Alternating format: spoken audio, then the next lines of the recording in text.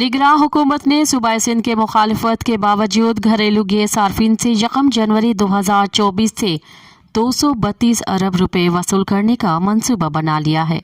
स्वीड northern gas pipeline company limited SNGPL ने हुकूमती हिदायत पर सर्दियों के दौरान महंगी LNG की लागत से पैदा होने वाले बहरान से निपटने के लिए लागत घरेलू सार्फिन पर डाल दी है।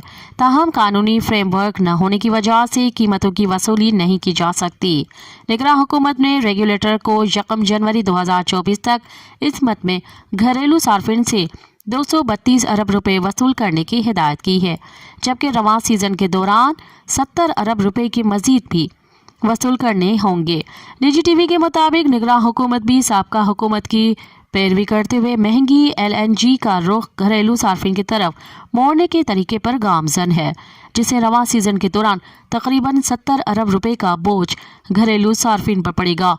ताहम इस इक़दाम को कानूनी चैलेंजों का सामना करना पड़ा, खास तौर पर सिंध हुकूमत की जानिब से जो अपने सार्फिन को सस्ती गैस फराहम करना चाहती है। मज़ीद ख़बरनि ऐं तफ़सीलात लाइ विज़िट कयो असांजी वेबसाइट www.awamiNewsHD.com ऐं ॾिसंदा रहो अवामी न्यूज़ HD।